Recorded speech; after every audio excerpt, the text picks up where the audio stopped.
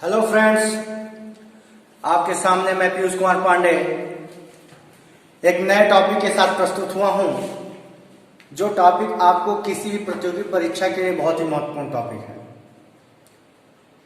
आज का जो हमारा टॉपिक है वो है वाच्य, वॉइस। वाच्य के बारे में आज हम जानेंगे। दोस्तों, हिंदी से संबंधित जितने भी वीडियो मैंने आपको दिए हैं अभी तक, वो सारे वीडियो सभी परीक्षाओं के लिए बहुत ही महत्वपूर्ण वीडियो है। चाहे रेलवे की परीक्षा हो, चाहे पुलिस की परीक्षा हो, चाहे किसी राज्य स्तरीय परीक्षा हो, या जिन भी परीक्षाओं में हिंदी आते हो, चाहे TET, UP TET, C TET वगैरह जो भी हो, हिंदी से संबंधित आपको किसी भी परीक्षाओं में सोचने की जरूरत नहीं होगी। केवल मेरे वीडियो को देखते रहिए और वीडियो को आखिरी तक देखिए। हिंदी में मैं आपको उस मुकाम तक ले जाने का पूरा प्रयास करूंगा जहां हिंदी के प्रश्न पत्र में आपको डरने की जरूरत नहीं है और ना ही किसी कॉपी, नहीं किसी कलम उठाने की जरूरत है। केवल देख के ही आपको मैं सिखाने की कोशिश करूंगा और मैं आपको पूरा विश्वास दिलाता हूं कि 100% मैं आपको सिखा के ही रहूंगा। बस आपका और मेरा साथ इस वीडियो के जरिए बना रहे। वीडियो को पूरा देखिए और हिंदी को कहीं से भी उठा के आप सॉल्व कर दीजिए। तो आइए आज का जो टॉपिक है उसको शुरू करते हैं। इससे पहले मैं आपसे ये कहना चाहता हूं कि हमेशा अपने पॉजिटिव एनर्जी को अप रखिए, हमेशा अपने सकारात्मक ऊर्जा को बनाए रखिए, ताकि प्रतियोगी परीक्षाओं में इसका बहुत ही योगदान होता है। उदास न रहो, उदास न करो किसी को उदास। पॉजिटिव रहो, पॉजिटिव बातें करो और सकारात्मक चीज के साथ अपनी प्रतियोगी परीक्षाओं की आप तैयारी करो। तो आइए दोस्तों, आज शुरू करते हैं आपका नया टॉपिक वाच्य। वाच्य जो है, वॉइस जिसको हम अंग्रेजी में कहते हैं, वाच्य एक ऐसा टॉपिक है जो आपको बहुत ही लाभ देने वाला है। क्रियाओं के रूपांतर का एक अंश है वाच्य। जैसा कि आप सभी लोग जानते हैं कि क्रिया एक विकारी शब्द है, यानी इसका परिवर्तन होता रहता है। इसके परिवर्तन के आधार पर 5 प्रकार में बांटे गए हैं ये। पहला वाच्य, अर्थ या भाव, निपात, काल और अव्यय। ठीक है दोस्तों, तो आज जो टॉपिक है हमारा क्रियाओं के रूपांतर में, वो है वाच्य, वॉइस। आइए जानते हैं वाच्य। वाच्य को देखिए, पूरे वीडियो को देखिए और वाच्य को आसानी से समझ लीजिए। तो वाच्य होता क्या है, इसको हम जानते हैं। जहां पर भी क्रिया की प्रधानता को दर्शाया जाता है, उन्हें हम वाच्य कहते हैं। वाच्य मान लीजिए इनके पिता हैं और इनके 3 पुत्र हैं, कृतवाच्य, कर्मवाच्य और भाववाच्य। अब हम जानेंगे कि कृतवाच्य क्या होता है, कर्मवाच्य क्या होता है और भाववाच्य क्या होता है। तो एकदम साधारण भाषा में भैया, एकदम सरल भाषा में सिखाऊंगा, एकदम आसान, बहुत आराम से सीख लेना है और किसी भी परीक्षा में वाच्य से संबंधित प्रश्नों को आसानी से हल कर दें, एकदम आसानी से। तो आइए जानते हैं कृतवाच्य क्या होता है। दोस्तों, जहां पर किसी वाक्य में क्रिया के द्वारा कर्ता की प्रधानता को दर्शाया जाए, वहां पर कृतवाच्य होता है। ध्यान दीजिएगा, जहां पर क्रिया द्वारा कर्ता की प्रधानता को दर्शाया जाए, वहां पर कृतवाच्य होता है। जैसे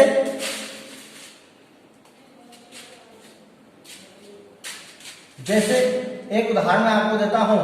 राम पत्र लिखता है, राम पत्र लिखता है। यहां पर देखिए, लिखना जो क्रिया है उसकी प्रधानता किसके साथ है, राम के साथ है। यानी राम यहां पे राम पत्र लिखता है, यह जो वाक्य है वो कृतवाच्य है। ठीक है दोस्तों, उसके बाद मैं आपको बताना चाहूंगा कृतवाच्य 2 प्रकार के माने गए हैं, सकर्मक कृतवाच्य और अकर्मक कृतवाच्य। सकर्मक कृतवाच्य और अकर्मक कृतवाच्य। आइए जानते हैं सकर्मक कृतवाच्य क्या होता है। उदाहरण को लिख के मैं आपको समझाता हूं कि सकर्मक और अकर्मक कृतवाच्य में क्या परिवर्तन है। जैसे सकर्मक कृतवाच्य का एक उदाहरण है,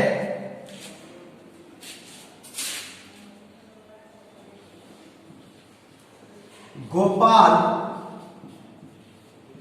गोपाल पुस्तक पढ़ता है। गोपाल पुस्तक पढ़ता है। और अकर्मक कृतवाच्य के बारे में भी बता दूं, जैसे मान लीजिए बालक पढ़ता है या गोपाल पढ़ता है, कुछ भी कर सकते हैं। अब दोस्तों आप कहेंगे कि इसमें क्या फर्क है, तो इसमें देखिए फर्क यह है कि जहां पर क्रिया का रूप कर्म के अनुसार बदलता हो, लेकिन प्रधानता उसकी हमेशा कर्ता के साथ रहेगी। केवल क्रिया का रूप कर्म के अनुसार बदलेगा और प्रधानता अगर कर्ता के साथ है तो वह सकर्मक प्रतिवाच्य कहलाता है। क्या कहलाता है? सकर्मक प्रतिवाच्य। ध्यान दीजिएगा, अगर मैं इसको ऐसे लिखता कि गोपाल के द्वारा पुस्तक पढ़ी जाती है तो यह क्रमवाच्य हो जाता है, यानी क्रमवाच्य हो जाता। परंतु मैंने कहा गोपाल पुस्तक पढ़ता है, यानी यहाँ पे पुस्तक के कारण यहाँ पे इसके जो है कि क्रिया का परिवर्तन हुआ, अन्वय हुआ है, ठीक है। लेकिन प्रधानता उस क्रिया की गोपाल के साथ ही है तो यहाँ पर प्रतिवाच्य होगा। अकर्मक क्रियाओं को जैसे मैंने आपको बताया था कि जहां पर क्रिया का सीधा संबंध कर्ता से, वही बात, यानी बालक पढ़ता है, जो कुछ करता है बालक, यानी कहीं ना कहीं क्रिया का यहाँ पे भी सीधा संबंध है। तो याद रखिएगा दोस्तों, हमें इस बात का ध्यान देना होगा कि अकर्मक कृतवाच्य और सकर्मक कृतवाच्य में हमें कैसे पहचानना है। तो ध्यान दीजिएगा, जहां पर क्रिया कर्म के अनुसार बदले परंतु कर्ता के साथ ही उसकी मुख्य प्रधानता हो, वहां पे सकर्मक कृतवाच्य होगा। और जहां पर कर्ता से ही सीधे सीधे क्रिया में परिवर्तन हो या क्रिया जुड़ा हुआ हो, वहां पे अकर्मक कृतवाच्य होगा। ठीक है दोस्तों, अब बात करेंगे हम कर्मवाच्य की। कर्मवाच्य सदैव सकर्मक क्रियाओं में ही बनते हैं, इसमें अकर्मक क्रियाएं नहीं होती। ध्यान दीजिएगा, कर्मवाच्य सदैव सकर्मक क्रियाओं के ही वाक्य में बन सकते हैं, इसमें अकर्मक क्रिया नहीं होती है। जैसे उदाहरण के तौर पे मैं लिखता हूं आपको,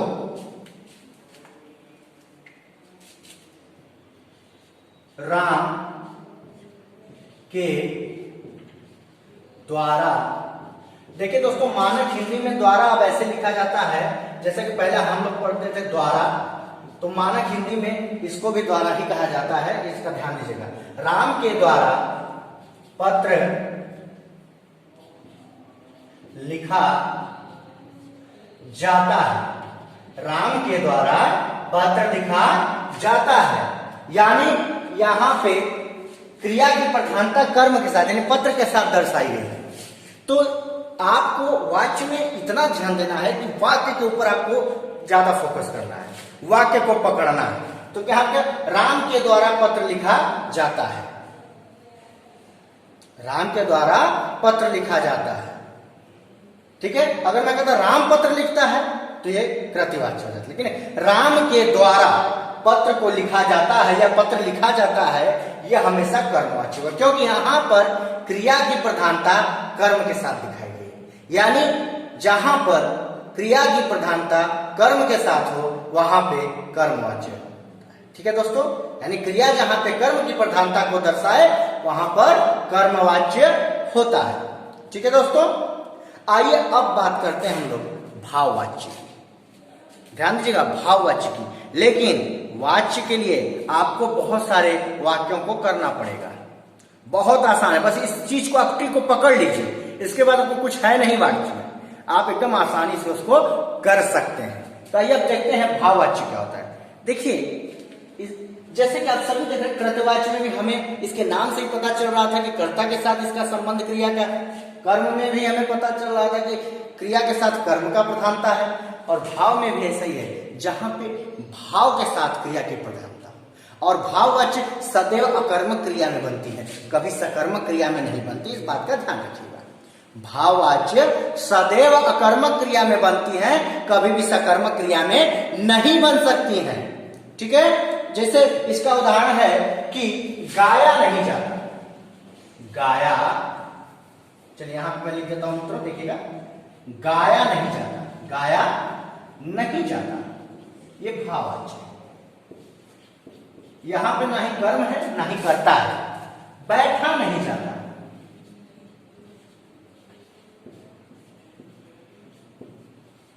बैठा नहीं जाए। यानी जहां पे एकदम सामान्य सी बात है, जहां कर्ता ना हो, कर्म ना हो, केवल भाव को प्रधानता दी जाए, वहां पर भाववाच्य होता है। वाच्य बहुत ही आसान है दोस्तों, बस वीडियो को 1 से 2 बार देख लीजिए, कोई भी वाच्य आपसे छूटने वाला नहीं है। आप सारे वाच्य को हवा में उड़ा दोगे, लेकिन धैर्य के साथ वीडियो को देखना होगा और 1 से लेकर 2 या 3 बार देखना होगा। और ये छोटी सी जो टॉपिक है, ये परीक्षा में आपको बहुत लाभ देगी। इसे छोटा मत समझिए, देखन में छोटा लगे घाव करे गंभीर। यानी जो चीज छोटी है उसको छोटा ना समझिए, उसको गंभीरता से लीजिए। और किसी भी परीक्षा में वाच्य से संबंधित आपके पास प्रश्न जो आएंगे वो इन्हीं में से आएंगे। और हमारी जो टीम है वो सोच रही है कि आपके लिए हिंदी के साथ साथ पिछले वर्ष के परीक्षाओं के जो प्रश्न है उसको भी हल कराने के लिए वीडियो लाया जाए, तो इसको भी हम लोग लाने का प्रयास करेंगे। लेकिन दोस्तों उसके लिए आपको वीडियो को शेयर करना होगा, लाइक करना होगा, सब्सक्राइब करना होगा, क्योंकि अगर आपका उत्साह हम बढ़ाएंगे तो आपको भी हमारा उत्साह बढ़ाते रहना होगा।